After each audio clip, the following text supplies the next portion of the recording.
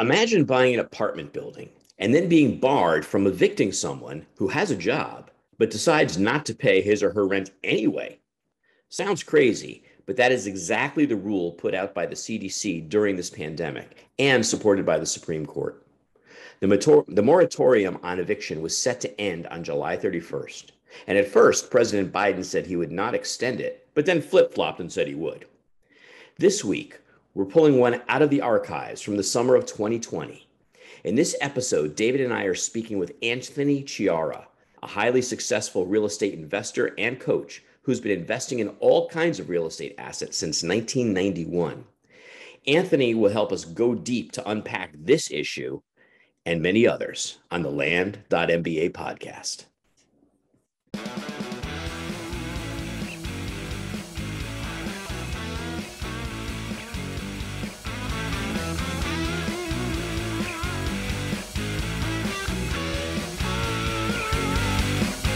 Hey, Anthony, Howard, how you guys doing today? Doing good, David. How are you? Good. Howard, where are we finding you located today? I am on the road and I don't know what my network is like, so. So Anthony, thanks for being patient and bearing with us. It's great to see you, man. It's been a while. Yeah, it's been a long time. Yeah. So to our audience, we've got Anthoy Chara on with Apartment Mentors and Success Classes. And I am going to let Anthony introduce himself, tell us a little bit about his bio and where he's at now and how he got started in real estate. And so tell us a little bit about your journey, Anthony, and then we'll get into some questions. You bet, David. So I started investing way back in 1993. I would consider myself an accidental investor when I first started up. I went to a Charles Givens 4-day workshop way back in 1991, and my wife and I decided that why reinvent the wheel? There were other people who were becoming millionaires by doing real estate investing. So we decided to jump on the same bandwagon way back then. In 93, we took the plunge. We turned our very first property into a rental property when we moved into a larger, nicer house. And for about 10 years, that's all we knew what to do as far as buying properties. It was buy and hold. We didn't know you could do wholesaling, fixing, and flipping or anything else.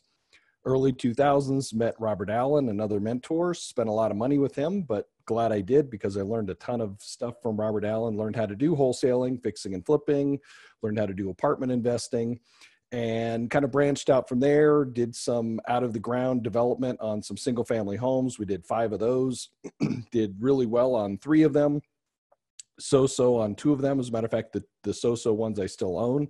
But the other thing that I learned was that I also met a partner of mine, George Antone, and George and I started investing in apartments in 2005 and been going like gangbusters ever since. As a matter of fact, one of the things we decided to do in 2006 is to start up our own classes because we realized a lot of the other stuff that we had learned from other gurus left out a whole lot of detail on how to be successful in doing this kind of stuff. So over the last 15-ish years, from about 2005 to today, I own or have owned roughly 2,000 units. Right now, I'm right around a little over 500 that we currently own. So we've bought and sold some over the years and love buying apartments. It's one of the things that I learned when I did all my different investing is that I like the apartments because the checks were bigger. Makes sense. Probably for a proportional amount of work too, right? But a lot bigger checks. Well, actually disproportional, simply because it's about the same amount of work to buy an apartment building as it is a single family home, but you buy a lot more units. So it always cracks me up too when I see people and they're always trying to measure up. And it's like, well, how many deals did you do last year? And I might have done 1, maybe 2, maybe 0. And they're looking at me go, well, I did 8 fix and flips. So, well, that's great. My one deal was 120 units. So. Right. Exactly. Oh man, that's great. I love it. Howard, you still with us? Yes, I'm here. Very good. So, cool.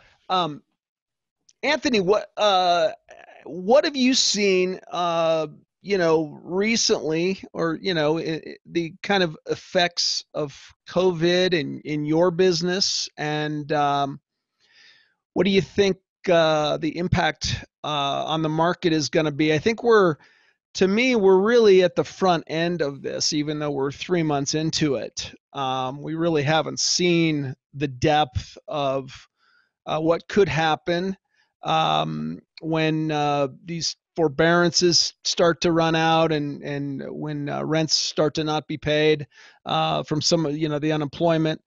But then, in addition, there's going to be tremendous opportunity present itself. So, what's your take on that as someone who's been in the market a long time? And well, I think the big thing for me is that the government really needs to try and stay out of some of this stuff. Some of the stuff that's going around in a lot of different states, including Colorado, which is where you and I live, is the fact that they're trying to put these arbitrary moratoriums on evictions. Well, that's great, except there are people that do need to be evicted. I can certainly understand if somebody lost their job because of COVID and they can prove that they lost their job. There should be some type of relief for them where you can't evict them right away. Certainly, I get that. And correspondingly, you could go to your mortgage company and see if your mortgage company would do a forbearance during that same period of time. But the downside is that a lot of these moratoriums have nothing to do with COVID. I mean, they're just putting a blanket moratorium that says you can't evict anybody. And that's just wrong. There are people that do have jobs and they're just choosing not to pay rent. There are people that were paying rent, but maybe they're bad residents. They weren't getting along with their neighbors. They're causing issues. They're damaging their property, any number of things, and they should be taken care of. They should be allowed to be evicted at that point. So that's a problem. As far as the eviction on collections, I've seen it from our side, from my side with our apartments and even my own single family homes and condos. We're actually doing extremely well. We're in the, well, for my single family homes, about 100% collection. For our apartment complexes, we're in the low to mid 90% range for collection. So 92 to 96%, which is terrific. Yeah. Hopefully that will continue to go. You never know, because like you said, we could be on the front end of this and 3 or 6 months later, we could have even more problems. So that's going to be something that we'll have to combat and see where we go from there. But what I do see is I think there are a lot of owners who didn't have enough reserves set aside. And they have some residents that aren't paying rent, some of them because they're COVID related, some of them just because they know there's a moratorium. We have one person on one of our properties in Iowa that's exactly that way. He knows that we can't evict him, so he just chooses not to pay rent. And we've been trying to educate the residents to let them know that this is not a rent forgiveness or a rent holiday. Eventually, you're going to have to make those payments up. And we think what's going to happen with this one guy is when we come off of the moratorium for eviction, he's just going to vanish in the middle of the night and not have to worry about paying us. And of course, we will turn him over to collections because what he's doing is just wrong. We know he has a job. Right. So it's kind of like, sorry to interrupt. So it's kind of like if you got behind on a mortgage, it's at a certain point, you either cure the whole back thing plus late fees and penalties, or you're done. Yep. Yeah, we are working with our residents that have lost their jobs because of COVID. We're letting them know that when the moratorium is lifted, we're going to come back to them and they're going to have to make up those past due payments. We're going to put them on a payment plan. Unfortunately, right. I think a lot of them are not going to be able to make that up. And we're in a position right now because we are collecting in the mid to high 90s or low to mid 90s. I think we're going to be okay, but there are some owners out there. As a matter of fact, I was talking to one of my students who invested with somebody else that I don't know who the person is down on a property in Houston. I asked her how things were going and she said, oh, great. I just got my first distribution in February. Well, they've been in the deal for about a year, and that's fairly normal to not do distributions right away when you get into a deal. Generally, we'll tell people that it could take up to a year before we do our first distribution. But in her case, when I asked her how it was going and she said, great, I asked her what kind of vacancy rate they had, and she said 20 to 30%. And I said, 20 to 30%? I said, what was it when you got into the investment? She couldn't remember, so she was supposed to go look it up. and figure out what it was. Because generally when you buy a brand new property, or it doesn't have to be brand new, but brand new to you, you can potentially go to an additional 15% vacancy based on if you bought it right on the front end. So if they were at 5% vacancy, they could go to 20% and not have an issue. But if they're now at 25 or 30, once you get to that extra 15% above and beyond where it was when you purchased it, you now are breaking even, and anything above that, you're going to start losing money. So I think what's going to happen is for those owners that don't have enough reserves set aside, when the moratorium is lifted and they go back to their residents and ask them to start paying rent and the residents just start vanishing, what you're going to see is probably in 6, 12, 18, 24 months, along with a lot of loans that are ballooning, you're going to see a lot more foreclosures on apartment buildings hitting the market. If you're listening to this podcast, you already know that land is a relatively unknown niche of the multi-billion-dollar real estate market with huge profit potential. Seriously, what other business delivers 200, 300, 1,000% return on investment deal after deal? If you're a realtor, wholesaler, house flipper, you know that competition is rising and it's getting harder to source good investment properties. Many of our students have already created new revenue streams with land and added 6 figures to their incomes. You don't need another course that promises the moon and then delivers an elementary school education. You need a proven program suitable to your experience and ambition. You need a Land MBA. The Land MBA is everything you need to blow it out in the land business. Courseware, mentorship, tools, community, and even deal funding. Look, because you're here listening to me, you know that Dave and I don't hold anything back. That's a founding principle we've had from the beginning. With the Land MBA, you get everything we have to offer. There are no upsells. And now, through popular demand, we've transformed our highly regarded one-to-one coaching program into a small group format at a fraction of the price. And for our debut program, we're offering a whopping 40% off the already amazing price. There are only 3 seats left, and then the price goes back to normal. So don't hesitate. Go right now to www.land.mba/fortune. That's land.mba/fortune. Let us help you create your next path to wealth. Right. It makes a lot of sense. What would you say is a good thing then for investors to do now to prepare for those opportunities, and good ways to maybe find those opportunities? Yeah, excellent question. The first thing that I would recommend doing right now is start hoarding cash, or start introducing yourself or partnering up with other people or investors that can come in and help you pull down some of these larger deals. That's number one. And probably 1A. And then 1B would be to start networking with people in the market where you want to invest. Start meeting with commercial real estate agents, property managers in the area. Start going to some of the larger banks, not the little corner branch banks, but the larger banks, whether they're national banks like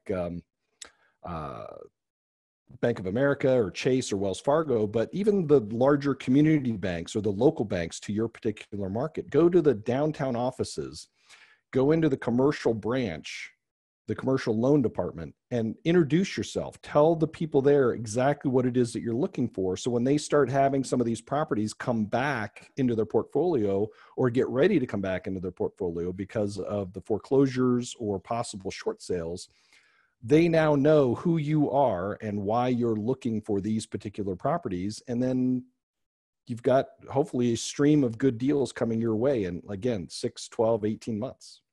Very good. Yeah. I like that. It's interesting, talking about the, rents and everything as I relate to land. I really was concerned when this thing started to happen that, I have a lot of notes that my primary income is on land notes, and a lot of guys in that situation. And I really was concerned that a lot of people would start missing payments. I've had only one customer out of, I don't know, close to 50 notes. They approached me, saying, hey, in March, saying, hey, we might have to miss our April payment, and I said, well, I'll tell you what, can you do half? And let's go half for the next 90 days and see how you go. And they've been fine with that, just paying half their payment for 90 days.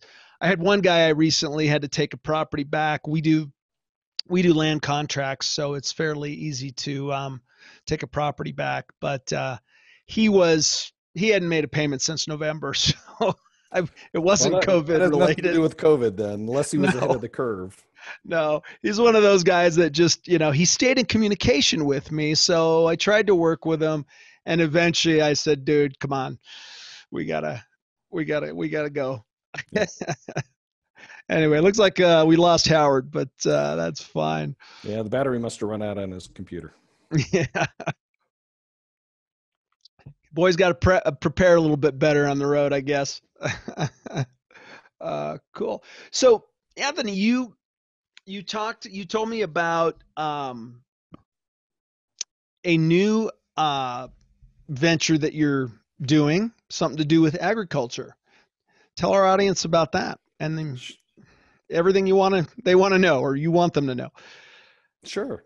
Well, so we saw probably within the last year or two, deals for apartment complexes have been slowing down. Well, I still have investors that have money that they want to invest. So rather than just sit around idly by and watch the world go and twiddle my thumbs and my toes, I decided to start looking for other opportunities. So one of the things I came across was a deal in agriculture. It has to do with orange groves and then greenhouses. And then the greenhouses specifically grow vegetables like tomatoes, cucumbers, and peppers, green, red, orange peppers, that kind of stuff. And the returns are phenomenal. Matter of fact, one of the reasons we decided to jump into it is because the average return for the investors looks like it's going to be in the 13 to 15% range, which is comparable, if not better, than some of the apartment deals that we've been getting lately too. So we decided to go jump into that and started raising funds for it. And we're actually doing pretty good and really excited about it. Wow. So, can you give me a little bit more detail on how it works? Well, I guess it would depend on, what do you mean by how it works? Well, so are you going, it's orange groves. So are you buying the land, or you're buying an interest in the property? Yeah, got it. So there's a gentleman who owns something like 1,800 acres of land. And on the 1,800 acres, he's actually going out and pre-planting orange trees. There's about 320 trees per lot, and a lot is just under 1.25 acres. And so what he's been doing is not only doing that, but he's also been going out and on the same or on similar land, he's been leveling it out and putting on these greenhouses. And these greenhouses aren't your typical backyard greenhouses. These suckers are 1/2 acre in size. Wow. They're huge. Yeah, they're huge. They're completely automated.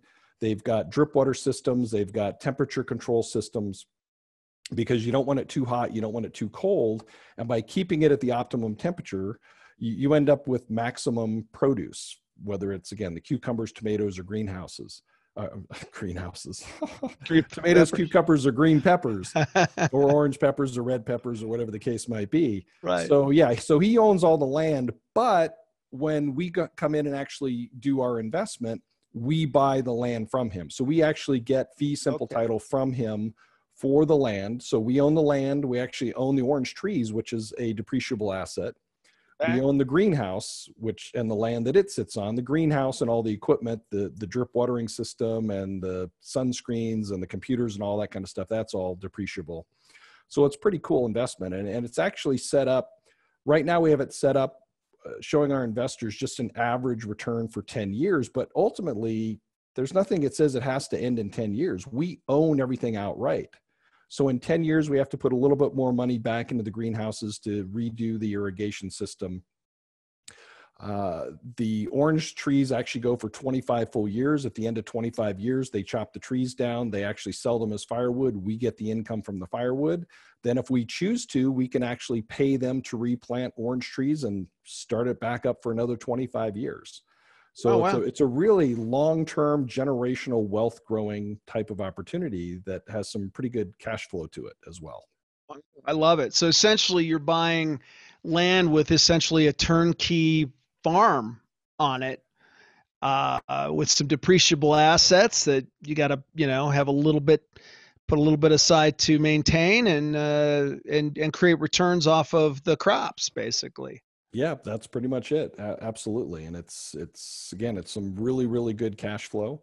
So it's also great for the environment because you're growing fruits and vegetables and trees and that kind of stuff, which helps with the carbon monoxide and or carbon dioxide. And then it also creates jobs. The gentleman that's actually starting this project, between his orange groves, his greenhouses, and he also has a wholesaling produce company, he's created nearly 1,000 jobs in the market. So he's doing extremely well, and we like it as well too. So everybody wins. The That's great. Employees win, the owner wins, the investors win. So it's a nice little change of pace to keep income coming in. I love it. And diversifies things a little bit. That's great. That's really great. Cool. Yeah. So, well, very good. I like that. So, Anthony, tell us a little bit, hang on. I want to talk a little bit about your boot camps and your classes. And before we do that, I just want to pause for our sponsor, LandSpeed. Hey, folks, people often talk about automating and outsourcing your land flipping business. But what does that really mean? Generic solutions leave it to you to figure out how to set up and maintain the automations. I've been running my land business on LandSpeed for over 3 years because it's a total solution and allows me to focus on being a great land investor. LandSpeed was built specifically for land investing by a land investor. And with many of the most successful people in the business using it for years, it's evolved into one of the most feature-rich solutions on the market. Some of the key benefits I get are being able to create and manage mail campaigns and neighbor letters. I'm able to automate tasks amongst my team, create contracts and deeds, and email, text, or mail them within a few clicks. I can automatically capture sales leads from any lead source, including Facebook Messenger. Then it automatically pushes those leads into my sales funnel so that I can manually follow up, but they also go into my automated drip campaign. And since LandSpeed's a total cloud-based solution, I can run my business from anywhere in the world with a phone, laptop, or tablet. So if you want to turn your hobby into a professional, scalable business, just go to landspeedtech.com/Dave to receive a $150 discount today. So we're back. Anthony, you and I met, I guess, a few years ago when I took one of your apartment boot camps. So long time great ago. Yeah, long time ago.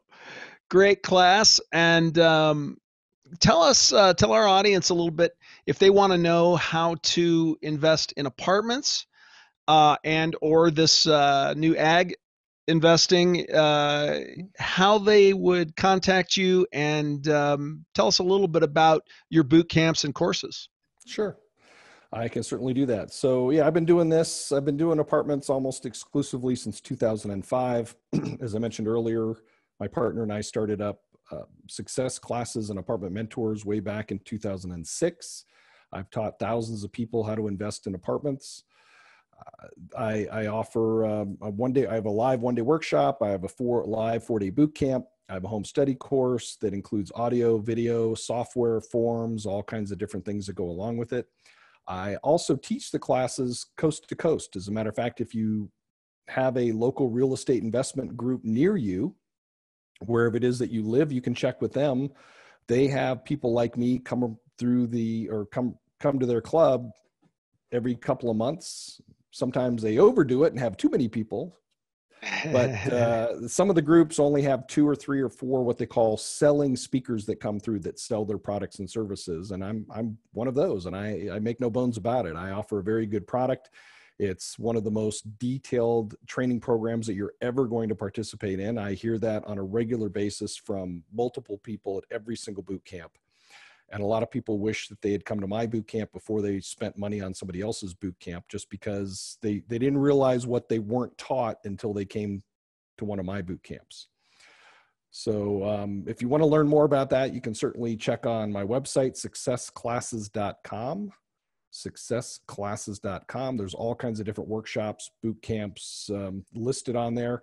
If you want to learn more about the agricultural investment or any of our apartment investments, then what we need you to do first is you can contact me at Anthony@successclasses.com. Anthony@successclasses.com. Let me know that you're interested in whatever it is that you're interested in. And then what I can do is I can send you some forms that you'll need to complete, because we can't just arbitrarily talk to you and give you information depending on the type of fund that we're using to collect money. So if you're not aware of it, the Securities and Exchange Commission, the SEC, has different rules and requirements about what you can and can't talk to people about for your different investments, depending on their level of experience and the level of their net worth. Very good. Very good. Well, Anthony, I want to thank you for coming. It was great to see you again, and I wish you the best of luck, and let's keep in touch, and I hope our audience got a lot out of this. We'll talk to you soon, buddy. All right. Thank you, David. We hope you enjoyed this episode, had a bit of fun, and walked away with some actionable insights that you can apply to your business.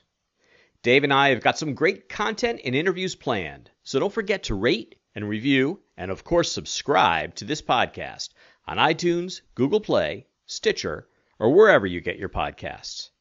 If we mention any interesting links or tools, you'll find them in the show notes.